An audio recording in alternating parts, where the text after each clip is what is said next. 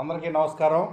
ఈ రోజున పెదకూరపాడు నియోజకవర్గంలో ప్రజలందరూ కూడా కూటమి ప్రభుత్వానికి విజయం సాధించి 1 year అయిన సందర్భంగా విజయోత్సవాలు చేసుకుంటున్న సందర్భంలో ప్రతిపక్షంలో ఉన్న వైసీపీ ప్రభుత్వం వెన్నుపోటు అనే ఒక పిచ్చి టైటిల్ పెట్టేసి దాన్ని ఆ పేరుతోటి ఒక ప్రోగ్రాం చేయడం జరిగింది. ఆ ప్రోగ్రాంలో ఎక్స్-ఎమ్మెల్యే శంకర్రావు మాట్లాడుతూ నియోజకవర్గంలో గత సంవత్సర కాలంగా అభివృద్ధి జరగలేదని రకరకాల ప్రేలాపనలు పలకడం జరిగింది. ముందుగా ఇప్పుడు చెప్తున్నాను, మిస్టర్ శంకర్రావు, నువ్వు జనజీవన శ్రేణిలోకి వచ్చినందుకు ముందుగా నీకు స్వాగతం పలుకుతున్నాం. గత సంవత్సర కాలంగా వైజాగ్లో, హైదరాబాద్లో వ్యాపారాలు చేసుకుంటూ ఇవాళ గుర్తొచ్చారు నీకు ప్రజలు.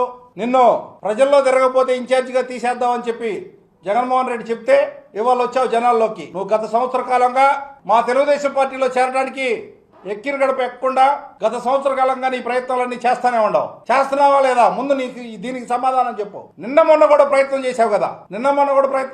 మా ప్రభుత్వం మంచి ప్రభుత్వం కాకపోతే మా ప్రభుత్వంలో చేరడానికి నువ్వు ఎందుకు ప్రయత్నం చేస్తున్నావు? నీ కేడర్కి చెప్పు నువ్వేం చేస్తున్నావో. మా ప్రభుత్వంలో అభివృద్ధి జరగలేదా? నేను చెప్తున్నా, నా దగ్గర రెక్కలతో సహా ఉన్నాయి.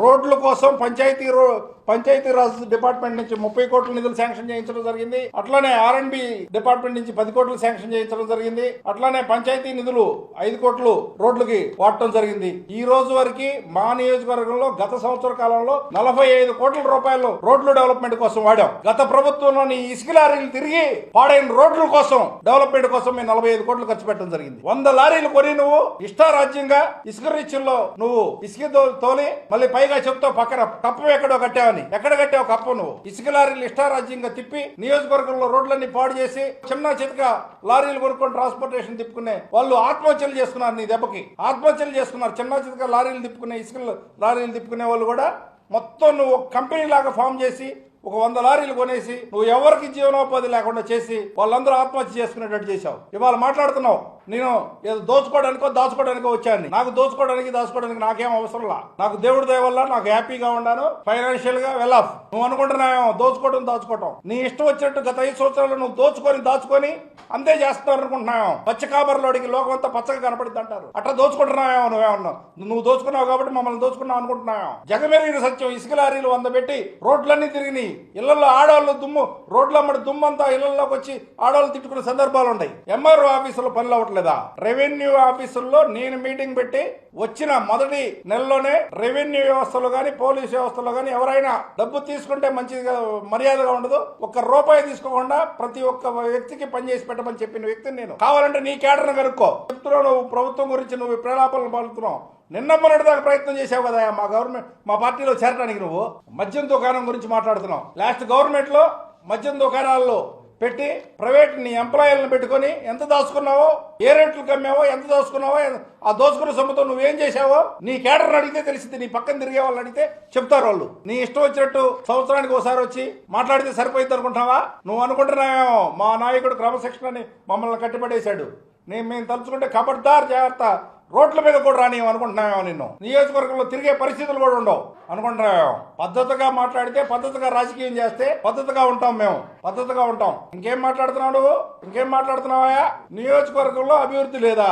రోడ్డు నువ్వు శాంక్షన్ చేపించావు, మేము ఆపావా? తక్కువ అంచనాతో ఉన్న రోడ్డుని అబ్నార్మల్ అంచనా పెంచి చేసింది నువ్వు. అది నాబార్డు నిధులతో శాంక్షన్ అయింది. నువ్వు చేయిస్తే శాంక్షన్ అయింది కాదు. ఈ నియోజకవర్గంలోని ఒక గ్రామానికి సంబంధించిన నాయకుడు నాబార్డులో ఉన్న ఐఆర్ అఫీషియల్ తో ఉన్న పరిచయం తోటి ఆ రోడ్డుకు సంబంధించిన నిధులు శాంక్షన్ చేయించడం జరిగింది. ఆ తర్వాత అతను పక్కకు పెట్టేశావు. నువ్వు నీ సొంత కంపెనీకి కాంట్రాక్ట్ తీసుకున్నావు. సంవత్సరం అవుతుంది మా గవర్నమెంట్ వచ్చి. ఇవాళ వరకు రోడ్డు కాంట్రాక్టర్కి ఎన్నోసార్లు కబుర్లు చేశావు. పని చేయట్లేదు ఏంది వచ్చి కలవమని. ఇవాళ వరకు కలవలా. అది నీ సొంత కంపెనీ కాబట్టే ఎవరో మమ్మల్ని వచ్చి కలిసే ప్రయత్నం చేయాల. అవునా కాదా? ఇప్పుడు చెప్తున్నా, ఆ రోడ్డుకు సంబంధించి జరిగిన వర్క్ లో నాణ్యత ఎంత ఉంది ఏంది అనేది తేలుస్తాం, నీకు తేలుస్తాం. ఇప్పటి వరకు ఎందుకు రాలేదు, ఫర్దర్ గా ఎందుకు చేయట్లేదు, ఎట్లా చేయాలి, దాన్ని ఏంది కలవడా, దాని సంగతి కూడా తేలుస్తామని ఈ సందర్భంగా మీకు తెలియజేస్తున్నా మిస్టర్ శంకర్రావు.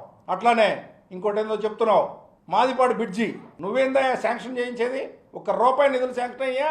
మా గవర్నమెంట్ వచ్చినాక శాంక్షన్ చేయించి వర్క్ మొదలు పెట్టించా నేను. నువ్వు ఎప్పుడు శాంక్షన్ చేయించావో డేట్ చూడు. నేను వచ్చిన తర్వాత పని మొదలు పెట్టిందో లేదో చూసుకో. ఇక రెడ్ బుక్ గురించి మాట్లాడుతున్నావు. నియోజకవర్గంలో మా యువత మీద నీ యొక్క దోపిడీని ప్రశ్నిస్తున్నారని, సోషల్ మీడియాలో నీ దోపిడీని ప్రశ్నించారని నియోజకవర్గంలో ప్రతి ఒక్క కార్యకర్త మీద మా కేసులు పెట్టావు. నువ్వు నీ గవర్నమెంట్ లో 19-24 మధ్యలో నువ్వు ఎన్ని కేసులు పెట్టావో ఏందో తెలుసుకో.